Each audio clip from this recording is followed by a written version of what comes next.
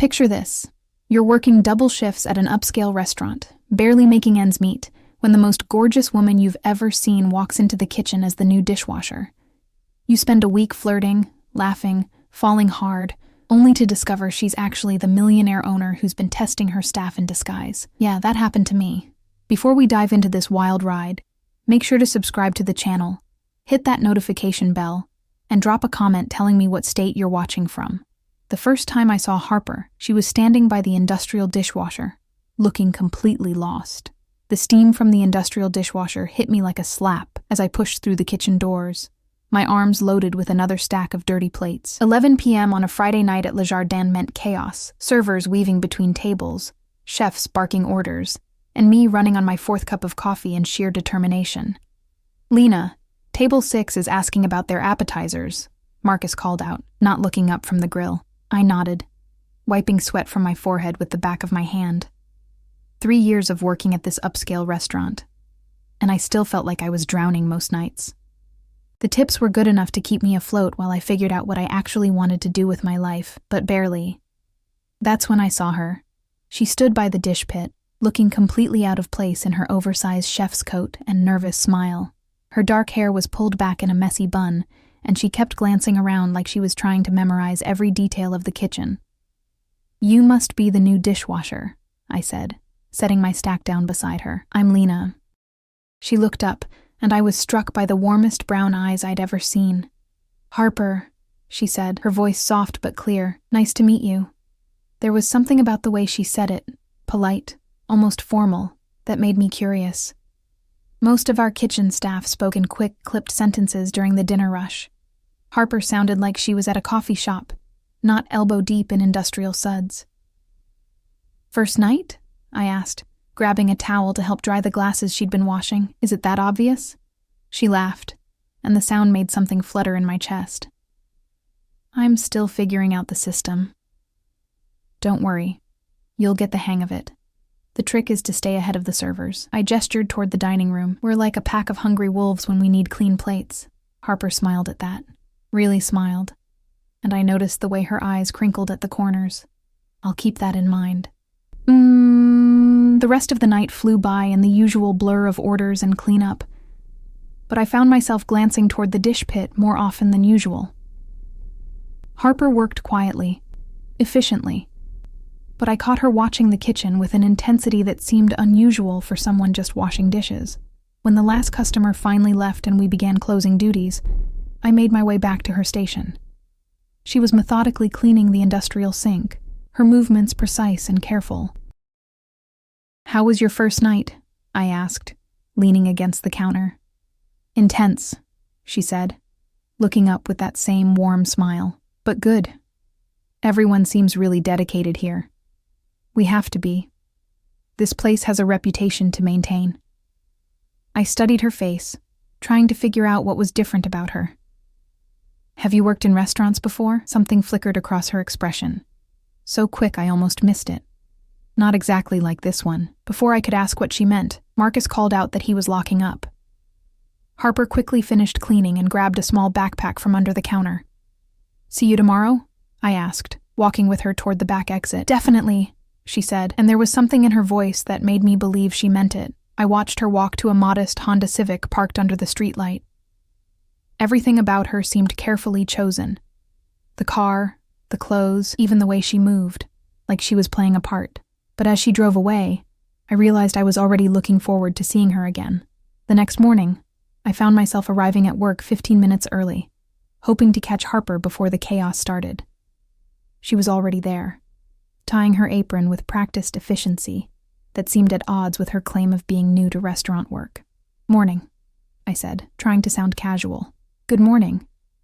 Her smile was warm, genuine. "Ready for round 2? "Always." "Coffee?" I poured 2 cups from the staff pot, adding cream to mine. Harper took hers black, which somehow fit her perfectly. "So," I said, leaning against the prep counter, "what did you do before this?" Harper paused with the cup halfway to her lips.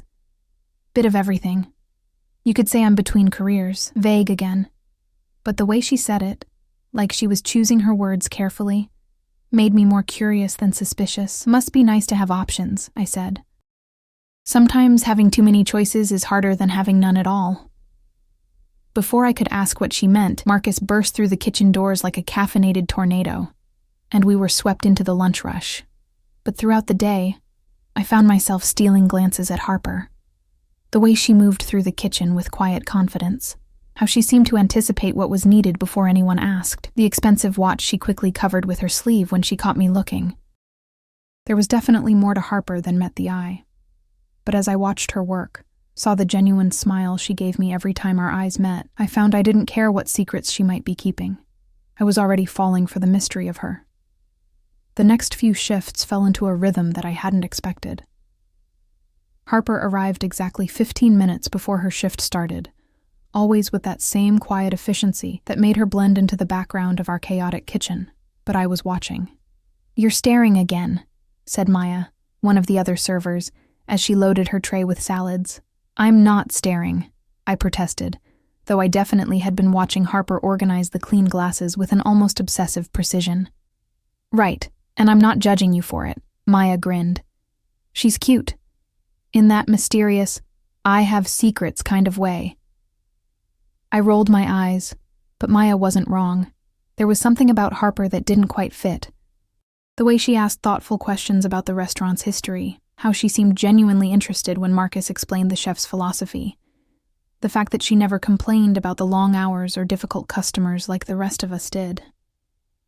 "Maybe she's just a good employee," I said, but even I didn't believe it. That night, during a brief lull between the dinner rush and late-night crowd, I found myself at the dish pit again. Harper was humming softly while she worked, something classical that I couldn't identify. "You have a beautiful voice," I said, making her jump slightly. "Oh, I didn't realize anyone could hear me over the noise." She blushed, and I found it endearing how easily she seemed embarrassed. "Trust me. After 3 years here, I've developed selective hearing, but music always gets through." I picked up a clean plate and started helping her stack. "What was that song?" "Debussy. Clair de Lune." She paused, looking at me with surprise. "Do you know it?" "I took piano lessons as a kid. My mom insisted on it." I laughed. I was terrible, but I loved listening to the classical pieces she'd play. Harper's expression softened. "That's lovely. Music has a way of staying with us, doesn't it?" The way she said it made me think she knew more about music than just casual listening.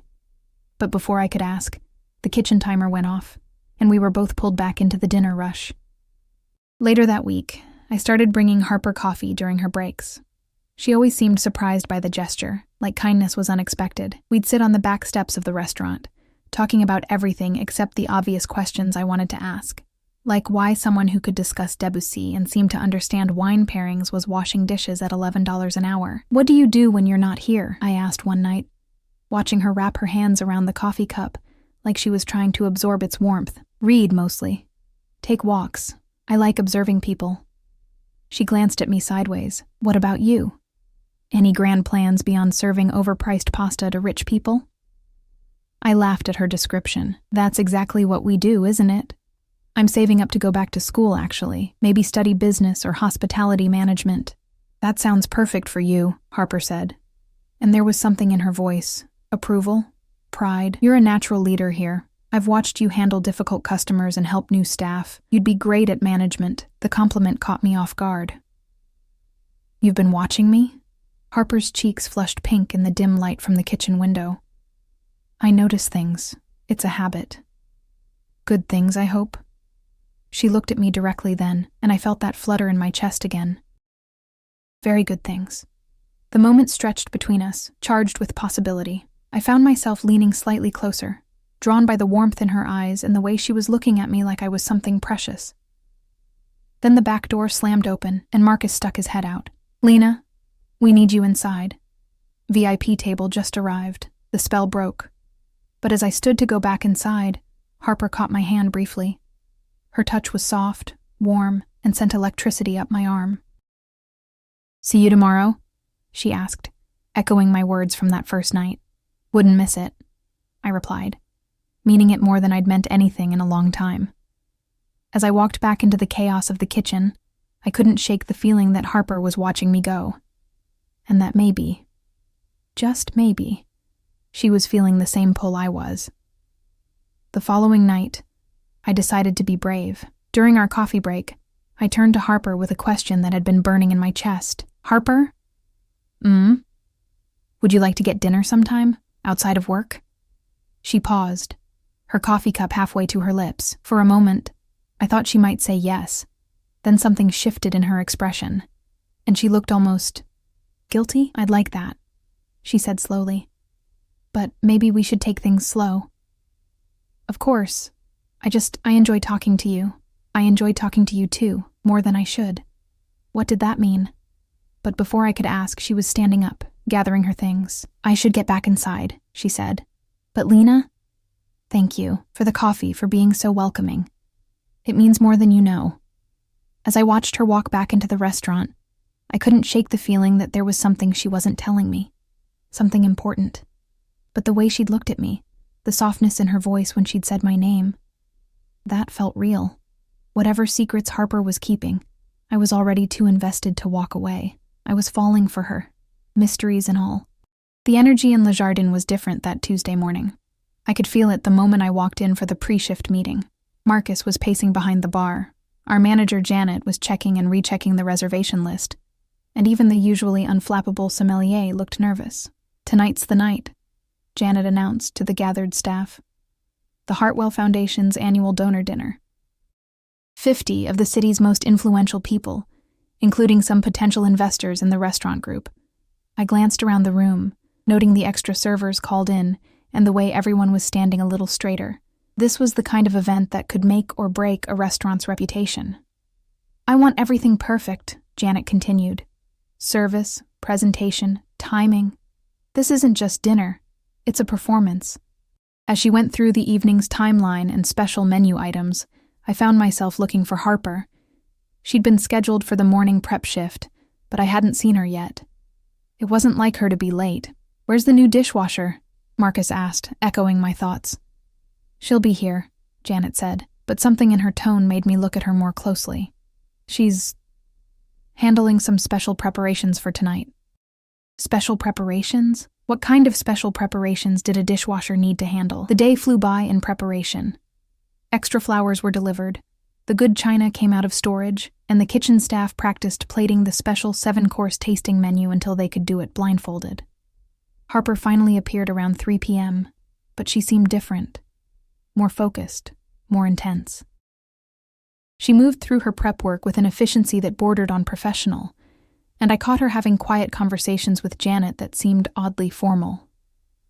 Everything okay? I asked during a brief moment when we were both near the dish pit. Fine, she said quickly. Not quite meeting my eyes. Just want tonight to go perfectly. It will. We're a good team. She smiled at that, but it didn't reach her eyes. Yeah, we are. By 6 p.m., the first guests were arriving.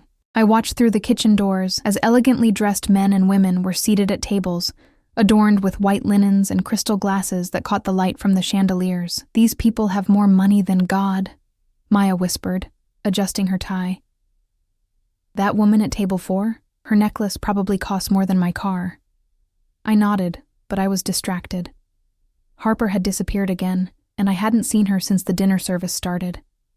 The dish pit was being handled by our usual evening crew, which seemed strange since she'd been scheduled to work. The dinner service was flawless. Course after course went out without a hitch, wine pairings were perfect, and the guests seemed genuinely impressed. I was carrying a tray of dessert plates when I heard Janet's voice over the sound system. Ladies and gentlemen, if I could have your attention for just a moment. I paused near the kitchen doors, curious about what kind of speech was coming. These events usually ended with someone from the foundation thanking everyone for their support. Tonight, we have a very special guest with us, Janet continued. Someone who has been instrumental in making Le Jardin what it is today. Please join me in welcoming the owner of the Meridian Restaurant Group, Harper Meridian. The blood drained from my face. Harper Meridian. The name I'd seen on paychecks and company memos but never connected to the quiet woman who'd been washing dishes beside me for 2 weeks. I pushed through the doors into the dining room, my heart pounding. There, Walking toward the small stage area was Harper, but not the Harper I knew.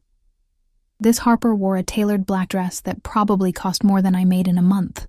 Her hair was styled in an elegant updo, and she moved with the confidence of someone who owned not just this restaurant, but the entire building it sat in. Diamond earrings caught the light as she smiled at the applauding crowd. "Thank you all for being here tonight," she said into the microphone, her voice carrying the same warmth I'd fallen for, but with an authority I'd never heard before. The Hartwell Foundation's work in education and community development aligns perfectly with our company's values.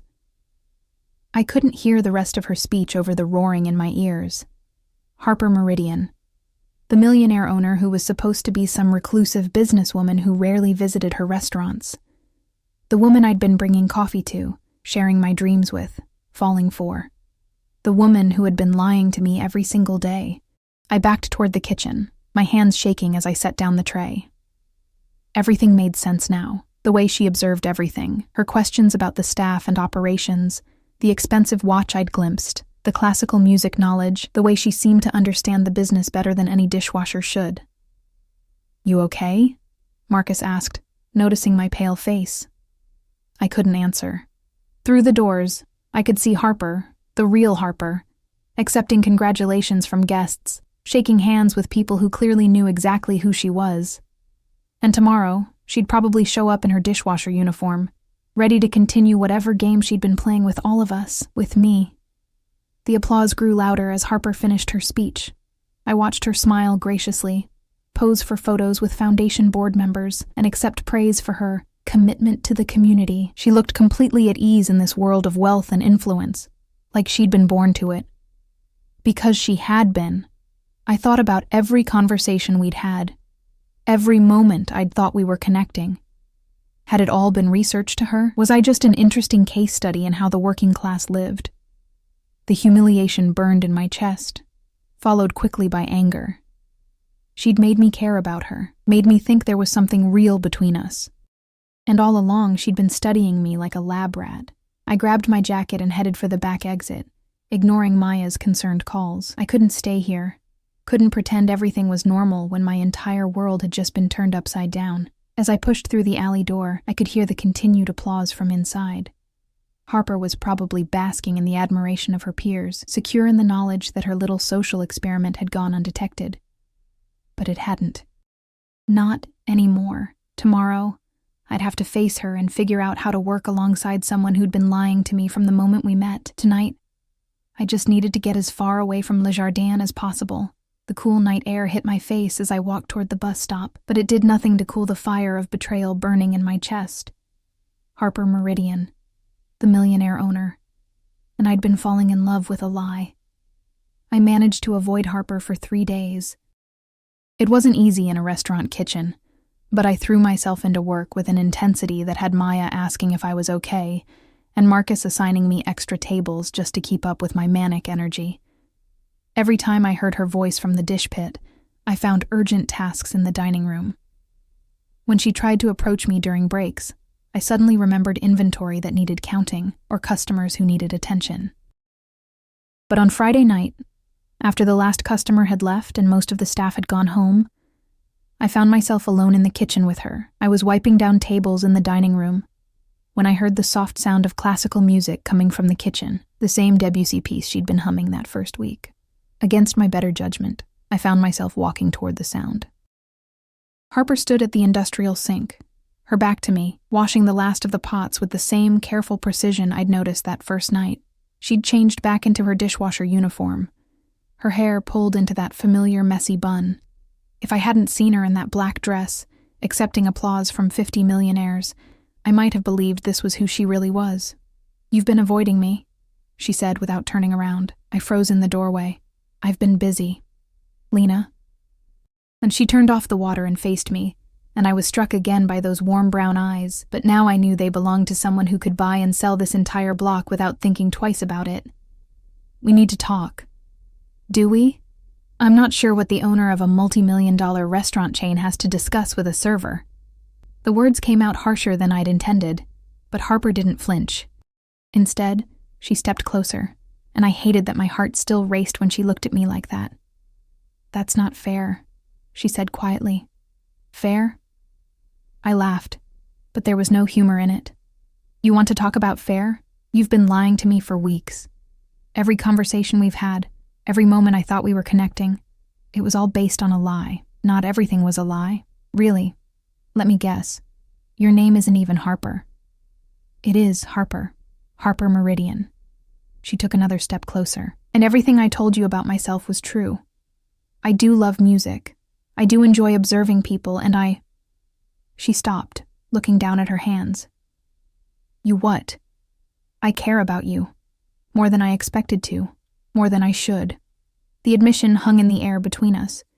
I wanted to believe her, but the hurt was too fresh, too raw. "Why?" I asked. "Why the charade? Why pretend to be someone you're not?"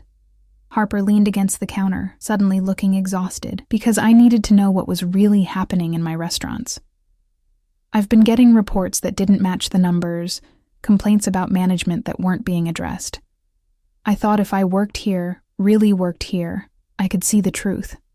So we were all just part of your little experiment." At first, maybe, she looked up at me, and I saw something vulnerable in her expression. "But then I met you, and everything changed. You were kind to me when you thought I was nobody. You shared your dreams, your coffee, your time. You saw me, Lena, not my money or my title, just me. I wanted to stay angry. It would be easier, safer. But the way she was looking at me, the honesty in her voice, it was breaking down my defenses. "You should have told me," I said. But my voice was softer now. "I know. I wanted to so many times, but I was scared." "Scared of what?" "You're a millionaire. What could you possibly be scared of?"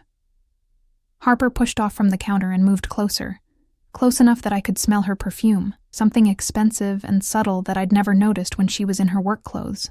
"Scared that you'd look at me differently. Scared that you'd stop seeing Harper the person and only see Harper the owner. Scared that what we were building would disappear." She reached out tentatively, her fingers barely brushing mine. "I've never had someone care about me for who I am, not what I have. Do you have any idea how rare that is?" I looked down at our hands, at the way her fingers were trembling slightly. "So, what happens now? Do you disappear back to your penthouse and leave us all wondering if any of it was real?" "That depends on you. On me. On whether you can forgive me. On whether you're willing to give us a chance to figure out what this is without the lies between us." I studied her face, searching for any sign of deception. But all I saw was hope and fear, and something that looked a lot like love. "Harper, I know it's complicated. I know I hurt you. But what I feel for you, that's the most real thing in my life right now." Before I could overthink it, before I could list all the reasons this was a terrible idea, I closed the distance between us and kissed her. She tasted like possibility and regret, and something sweet I couldn't identify.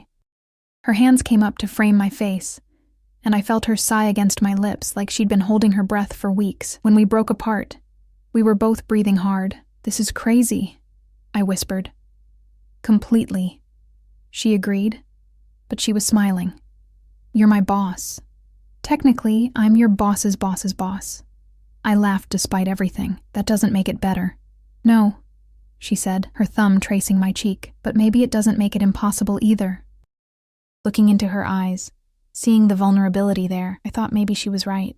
Maybe impossible was just another word for something that hadn't happened yet. But as we stood there in the empty kitchen, the weight of everything unsaid between us, I knew this was just the beginning. The real test would come when we had to figure out how to build something real from the foundation of lies we'd started with. "What happens tomorrow?" I asked. "Tomorrow, I stop pretending to be someone I'm not, and maybe we start figuring out who we really are together." The Hartwell Foundation Gala was supposed to be the event of the season. I'd been looking forward to it for weeks, not because I was attending, but because the catering contract was huge, and the tips from serving at these high-end events were always worth the extra hours. I'd spent the afternoon helping set up in the ballroom of the Grand Meridian Hotel, arranging flowers and polishing already perfect silverware. The space was transformed into something magical, with crystal chandeliers casting warm light over tables draped in ivory silk and centerpieces that probably cost more than my monthly rent. "You clean up nice," Maya said, adjusting her bow tie as we gathered for the final staff briefing. I smoothed down my black serving uniform, grateful that the catering company provided elegant attire for events like this. "Thanks. I just hope I don't spill anything on someone important." "Stick close to me," she said with a grin. "I've got experience navigating rooms full of rich people." The guests began arriving at 7, and I was immediately struck by the sheer wealth on display. Designer gowns, jewelry that could fund a small country, and the kind of casual confidence that came from never having to worry about money. I moved through the crowd with trays of champagne and hors d'oeuvres, invisible in the way that service staff always were at these events. That's when I saw her. Harper was standing near the bar, wearing a stunning emerald green gown that hugged her curves perfectly. Her hair was styled in an elegant chignon, and she was laughing at something a distinguished older man was saying. She looked radiant, confident, completely at ease in this world of luxury and influence, and completely different from the woman who'd been washing dishes beside me for the past month. My hands started shaking, and I nearly dropped my tray. This couldn't be happening. This couldn't be real. But as I watched, frozen in place, Harper moved through the crowd with the familiarity of someone who belonged here. People approached her with deference, shaking her hand and speaking in the hushed, respectful tones reserved for the truly powerful. "Ladies and gentlemen," a voice announced over the sound system, "please welcome our host for this evening, Harper Meridian, CEO of Meridian Hospitality Group."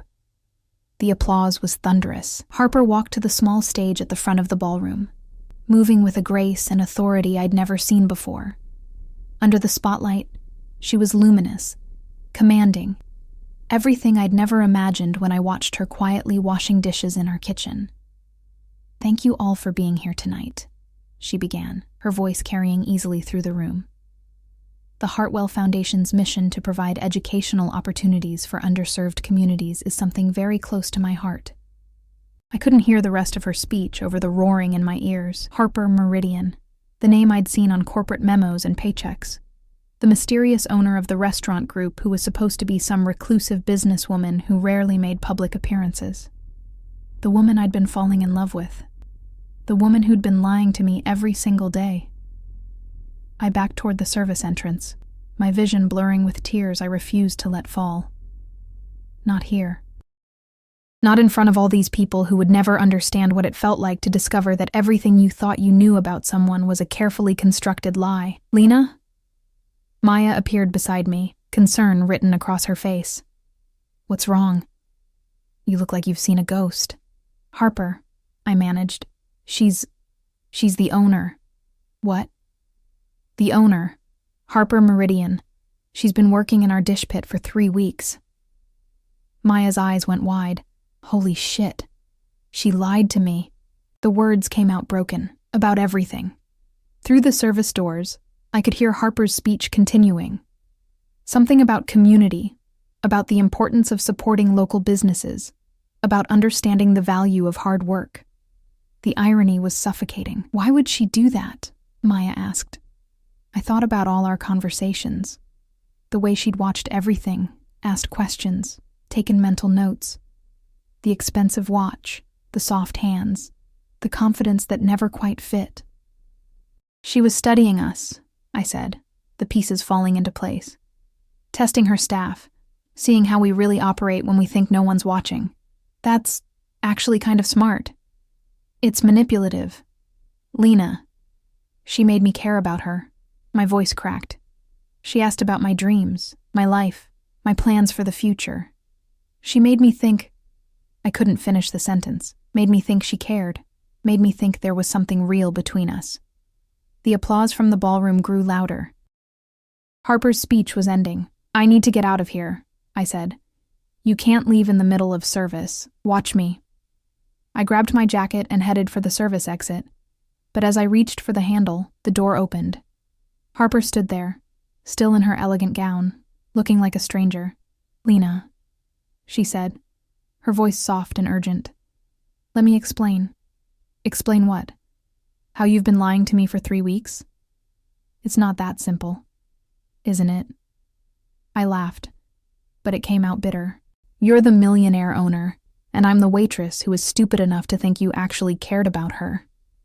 I do care about you. Right. Is that why you've been pretending to be someone else?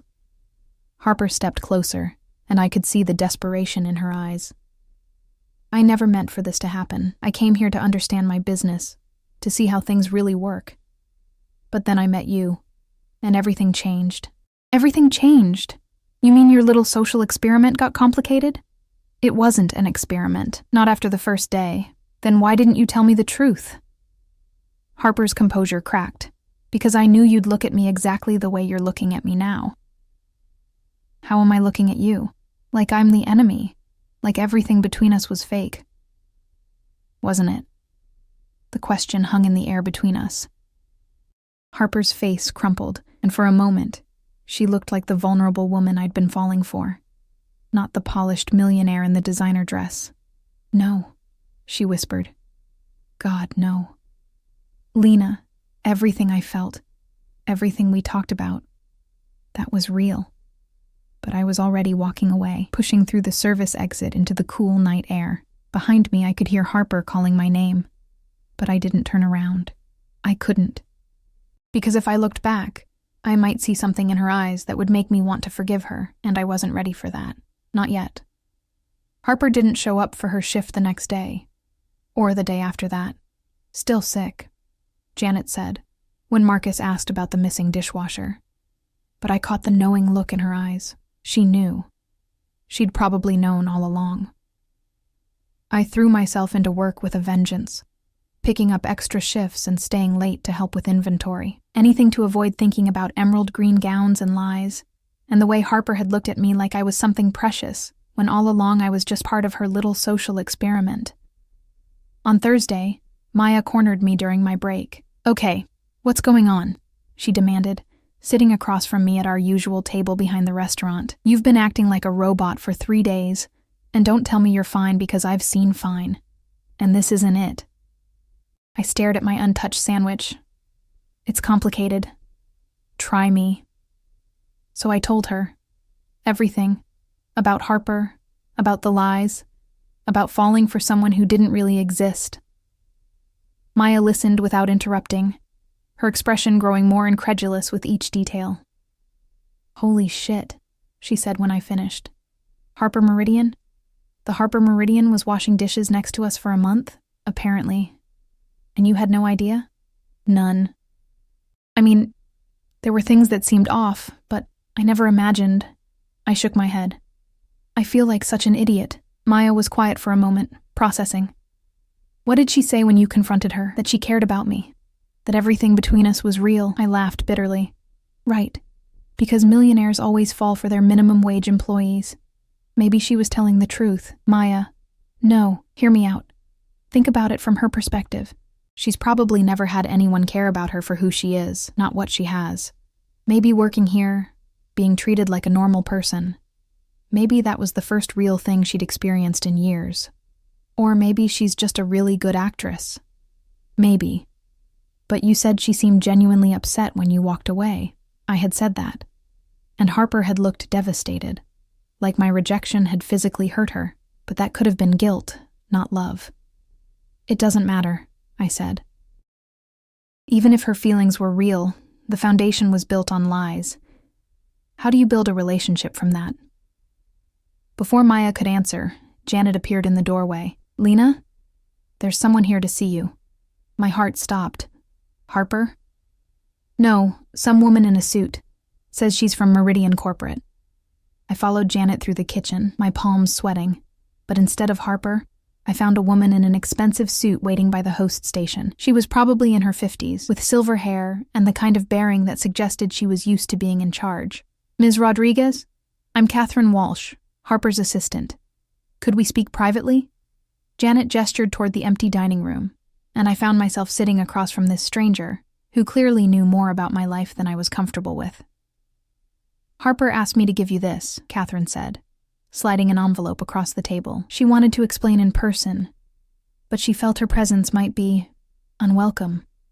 I stared at the envelope like it might bite me. What is it? A letter, and an invitation, if you're interested." Catherine's expression softened slightly. "For what it's worth, I've worked for Harper for 8 years, and I've never seen her as happy as she's been these past few weeks. Whatever happened between you two, it meant something to her." After Catherine left, I sat alone in the empty dining room, turning the envelope over in my hands. My name was written on the front in Harper's careful handwriting, the same handwriting I'd seen on kitchen notes and shift schedules, though I'd never connected it to the corporate signatures I'd glimpsed on official documents. Finally, I opened it. "Lena, I know you probably never want to see me again, and I understand why. I lied to you, and there's no excuse for that. But I need you to know that everything I told you about myself, the important things, were true. I did come to the restaurant to investigate problems with management and operations, but I stayed because of you, because for the first time in my life, someone saw me for who I am, not what I own. You asked me about my dreams once, and I couldn't answer because I'd forgotten I was allowed to have them. But watching you work toward yours, seeing your passion and determination, reminded me that success isn't just about money or power. It's about finding something that matters. You matter, Lena. What we had matters. And if you're willing to give me a chance to explain, really explain, I'll be at the Meridian Hotel rooftop garden tomorrow at 8 p.m. I understand if you don't come. I understand if you can't forgive me. But I had to try. All my love, Harper." I read the letter 3 times, my emotions swinging between anger and hope and confusion. Part of me wanted to tear it up and pretend none of this had ever happened. But another part, the part that remembered the way Harper had looked at me in the kitchen, the vulnerability in her voice when she told me she cared, wanted answers. Maya found me still sitting there an hour later, the letter clutched in my hands. "So?" she asked, sliding into the seat across from me. "She wants to meet tomorrow night. Are you going?" I looked at my friend, this woman who'd listened to me complain about customers, and dream about the future and analyze every interaction I'd had with the mysterious dishwasher who'd turned my world upside down. "I don't know," I said honestly. "Part of me thinks I should just walk away, find another job, move on, pretend this never happened." And the other part? I thought about Harper's smile, about the way she'd hummed while she worked, about the night she'd kissed me like I was everything she'd been searching for. The other part thinks maybe I need to hear what she has to say. Maya reached across the table and squeezed my hand. "Then you know what you have to do." I looked down at the letter one more time, at Harper's careful words and the hope hidden between the lines. Maybe Maya was right. Maybe I owed it to myself, to both of us, to find out if anything we'd shared had been real. The Meridian Hotel's rooftop garden was even more beautiful than I'd imagined. String lights twinkled between carefully manicured trees, and the city spread out below us like a carpet of stars. I'd arrived 15 minutes early, partly from nerves and partly because I wanted to see this space, Harper's space, before she got there. I'd changed clothes 3 times before settling on a simple blue dress that Maya had insisted brought out my eyes. Not that it mattered what I looked like. This wasn't a date. I wasn't sure what this was. You came. I turned to find Harper walking toward me, and my breath caught. She was wearing jeans and a soft white sweater, her hair loose around her shoulders. She looked like the woman I'd fallen for in the restaurant kitchen, but there was something different in the way she carried herself, less guarded, more open. "I wasn't sure you would," she continued, stopping a few feet away. I almost didn't. I crossed my arms, trying to maintain some distance, but I figured I deserved an explanation. Harper nodded, gesturing toward a small seating area surrounded by flowering bushes. "Will you sit with me?" We settled onto opposite ends of a bench, the space between us feeling like an ocean. For a moment, neither of us spoke, and I could hear the distant sounds of the city below. "I bought my first restaurant when I was 25, Harper said finally. "Used my trust fund and a loan that terrified me. I was so determined to prove I could build something on my own, something that wasn't just handed to me because of my family's money." I listened, studying her profile in the soft light. It worked, obviously. Too well, maybe. Within 5 years, I had a chain. Within 10, I was running a hospitality empire. But somewhere along the way, I lost touch with why I'd started. I was making decisions about places I'd never seen, managing people I'd never met. She turned to look at me. That's why I went undercover at Le Jardin. I'd been getting reports that didn't match the numbers, and I needed to see for myself what was happening. So we were all just part of your investigation? At first, yes. Harper's honesty stung, but I appreciated it. I expected to spend a few weeks observing, maybe catch some management issues, then disappear back to my office. What changed? Harper was quiet for so long I thought she might not answer. When she spoke, her voice was barely above a whisper. You did. That first night, when you helped me with the glasses and warned me about the hungry wolves, you were kind to someone you thought was nobody, and then you kept being kind. You brought me coffee, shared your dreams, made me laugh. She shifted on the bench, turning to face me fully. Do you know how long it's been since someone talked to me like that? Like I was just a person, not a bank account or a business opportunity? I wanted to stay angry, but the pain in her voice was breaking down my defenses. You still lied to me. I did. Every day, and it was killing me. Harper's eyes were bright with unshed tears. I wanted to tell you so many times. When you talked about going back to school, when you kissed me in the kitchen, when you looked at me like I was something special, I wanted to be honest, but I was terrified. Of what? Of losing you. Of seeing you look at me the way you're looking at me now, like I'm a stranger. The accusation hit home because it was true. Sitting here with her, knowing what I knew now, everything felt different. The easy connection we'd shared in the kitchen seemed impossible to recapture. I don't know how to trust you, I said quietly. How do I know this isn't just another performance? Harper reached into her purse and pulled out a folded piece of paper. Because I'm not performing anymore. She handed me the paper, and I unfolded it to find what looked like a resignation letter addressed to the Meridian Hospitality Group's board of directors. What is this? My resignation. I'm stepping down as CEO. I stared at the document, then at her. Why? Because you were right. I can't run restaurants from a boardroom. I can't make decisions about people's lives without understanding what those lives are actually like. Harper's voice grew stronger, more certain. I want to go back to what I loved about this business in the first place. I want to work in restaurants, not just own them. Harper, you can't give up your entire career because of you? She smiled, and for the first time since I'd seen her on that stage, she looked like the woman I'd fallen for. I'm not giving it up because of you, Lena. I'm giving it up because of what you taught me about what really matters. I looked down at the resignation letter, my mind reeling. What will you do? I don't know yet. Maybe start small again. Maybe find a restaurant that needs someone who actually understands the business from the ground up. She paused. Maybe find a partner who shares my vision. The implication hung in the air between us. I thought about my own dreams of management, of running a restaurant that treated both staff and customers with respect and care. This is crazy, I said, but I was smiling despite myself. Completely, Harper agreed, echoing our conversation from that night in the kitchen. But maybe the best things are. She reached for my hand, tentatively, and I let her take it. Her fingers were warm, familiar, and I felt some of the tension in my chest begin to ease. I can't promise this will be easy, she said.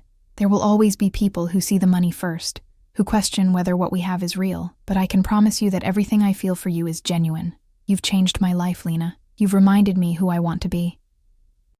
I looked into her eyes, searching for any trace of deception. But all I saw was hope and love, and the same vulnerability that had drawn me to her in the first place. So what happens now? I asked. Now we figure it out together, if you want to. I thought about everything that had brought us to this moment. The lies and the truth, the hurt and the hope. The woman who'd washed dishes beside me, and the millionaire who'd been brave enough to give up everything for a chance at something real. I want to, I said, and watched Harper's face light up with joy. She leaned forward and kissed me, soft and sweet and full of promise. When we broke apart, she rested her forehead against mine. No more lies, she whispered. No more lies, I agreed. And as we sat there in the garden, the city twinkling below us, I realized that maybe the best love stories weren't the ones that started perfectly. Maybe they were the ones that survived the imperfections and came out stronger on the other side. Harper and I had a lot to figure out.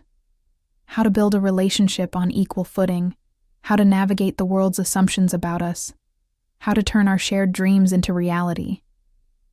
But for the first time since I'd seen her on that stage, I believed we could do it, together. If this story touched your heart, don't forget to subscribe for more emotional journeys, hit that like button, and share your thoughts in the comments below. Love always finds a way, even when it starts with a lie. Until next time, keep believing in second chances.